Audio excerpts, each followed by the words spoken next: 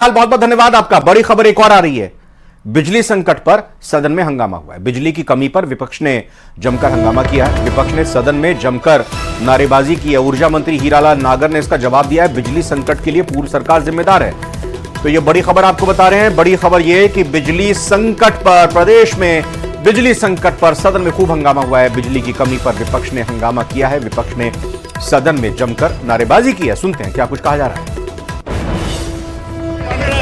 हमारे राजस्थान के मुख्यमंत्री छत्तीसगढ़ से बिजली लाने की बात कर रहे हैं, वहाँ पे हमारी माइंस अलॉट की बात कर रहे हैं। वहाँ के मुख्यमंत्री उस चीज के लिए मना कर रहे हैं। आप बताइए मंत्री जी, आपके पास प्लान क्या है, बताइए। मेरे बात करिए, उत्तर देंगे। और वहीं आदिवासियों पर टिप्पणी के मामले में मंत्री मदन दिलावर ने सदन में खेद जताया है। आदिवासी हिंदू समाज का श्रेष्ठ अंग है, ये बात शिक्षा मंत्री मदन दिलावर ने कही है। उन्होंने यह भी कहा, मेरी जाति के हैं आदिवासी बंधु। उन्होंने यह भी कहा, किसी को कोई कष्ट हुआ है तो खेद प्रकट करता हूं। क्या कुछ कहा, सुनाते हैं। क्षेत्र में मेरे दादाजी वगैरह सब सीताबाड़ी के जंगलों में निवास करते थे, वहीं उनका मकान था और इसलिए आदिवासी समाज के लिए मेरे मन में बहुत सम्मान का भाव है। ये हिंदू समाज का श्रेष्ठ अंग है। इनके बारे में नकारात्मक भाव रखना मैं नहीं मानता हूं और इसलिए मैं विपक्ष को या किसी आदिवासी बंधु को जो मेरी जाति के हैं उनको कोई कष्ट हुआ मेरे बोलने से, मेरे बात करने से या कोई शब्दों से, तो मैं खेद प्रकट करता हूं। तो मैं आज इन कोल ब्लॉक की हमारी वजह से, कोयला की निरंतर आपूर्ति की वजह से हमारा उत्पादन बढ़ रहा है। तो ये राजस्थान के पूर्व मुख्यमंत्री जी की अदूरदर्शिता है।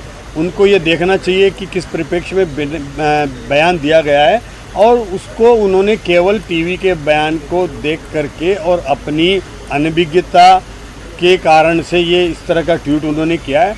राजस्थान की जो आवश्यकताएं, हमारे जो उपभोक्ता हैं उनको निश्चित रूप से हमें पूरा करना है और हमारा कमिटमेंट है कि राजस्थान में उत्पादन बढ़े। इसके लिए हमारी सरकार लगातार प्रयासरत रही है। इस पर राजनीति नहीं होनी चाहिए थी। उन्होंने अपने समय तो उत्पादन नहीं बढ़ाया और हम अब उत्पादन बढ़ा रहे हैं, जिस पर कांग्रेस और वहाँ अशोक गहलोत जी राजनीति कर रहे हैं। तो निश्चित रूप से ये देश के और प्रदेश के विकास के लिए बिजली के उत्पादन में राजनीति नहीं करके और हमें हमारा क्या मकसद है, हमारा क्या उद्देश्य है, उसको देखा जाना चाहिए।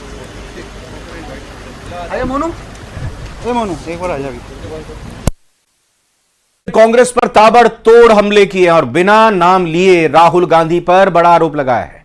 दौसा में बीजेपी की बैठक को संबोधित करते हुए उन्होंने कहा कि वो गौ मांस खाकर संसद में भगवान महादेव का चित्र लेकर आते हैं। हिंदू समाज इसे बर्दाश्त नहीं कर रहा और ना कर सकता। वहीं इसको लेकर नेता प्रतिपक्ष टीकाराम जूली ने कहा कि बीजेपी के नेता राहुल गांधी से डरे हुए हैं, इसलिए ऐसी बातें कर रहे हैं।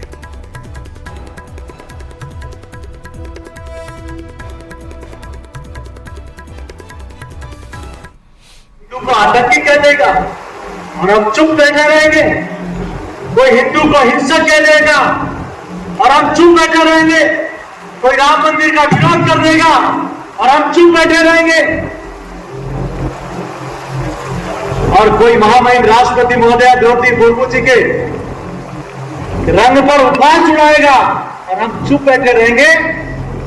तो मित्रों, ऐसे काफिर इस प्रकार के अपने सपनों में कामयाब होते रहे। जो गोमांस खाता है।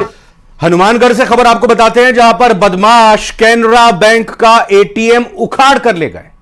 रावतसर के कैनरा बैंक में रात के समय यह घटना हुई। 6 बदमाश स्कॉर्पियो गाड़ी में एटीएम मशीन डालकर ले गए। एटीएम में करीब 16 लाख रुपए की राशि बताई जा रही है। सीसीटीवी में पूरी वारदात कैद हो गई। तस्वीरें आपके सामने हैं। मामले की जांच में फिलहाल हनुमानगढ़ के रावतसर की पुलिस जुटी हुई है। आप देखिए कितने बिंदास अंदाज में, बिना डर बिना खौफ, बाकायदा अंदर एटीएम में जाते हैं, एटीएम को उखाड़ते हैं, गाड़ी को बैक लगाते हैं, पीछे का दरवाजा खोलते हैं, जैसे माल लोड कर रहे हो, जैसे वाहन में माल लोड कर रहे हो। उन्हें कोई भरोसा, पूरा भरोसा है कि ना तो पुलिस आएगी, ना यहां पर कोई सिक्योरिटी गार्ड लगा हुआ है। और देखिए किस तरीके से ये एटीएम ही उखाड़कर हनुमानगढ़ में ये चोर ले गए।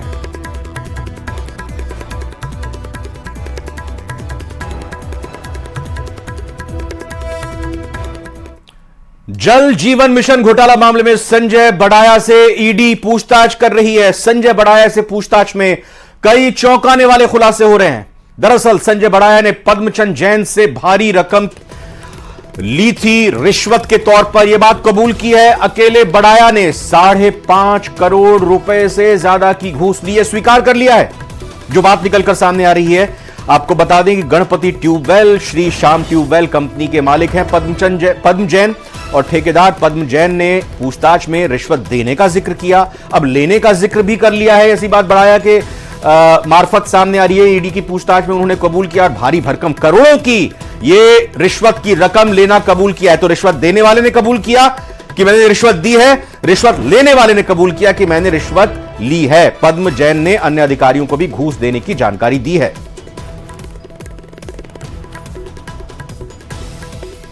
रुक और खबरों का करते हैं। बीकानेर के बज्जू से बड़ी खबर, ड्राइवर की हत्या करके शव को फेंक दिया। लूट के इरादे से किराए पर गाड़ी ली थी, बदमाश गाड़ी लेकर फरार हो गए।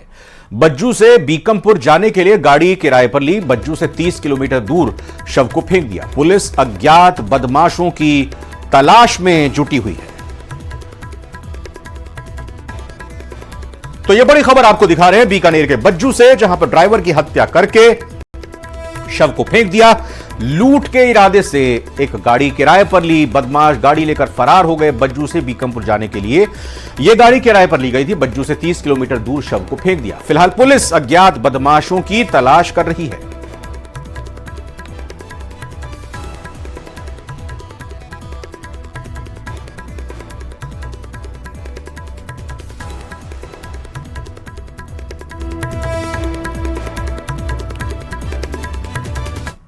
ब्रेक का वक्त हुआ है। आप बने रहिए न्यूज़ 18 राजस्थान के साथ, प्रदेश का नंबर 1 न्यूज चैनल। आगे भी देखिए महारो राजस्थान की खबरें।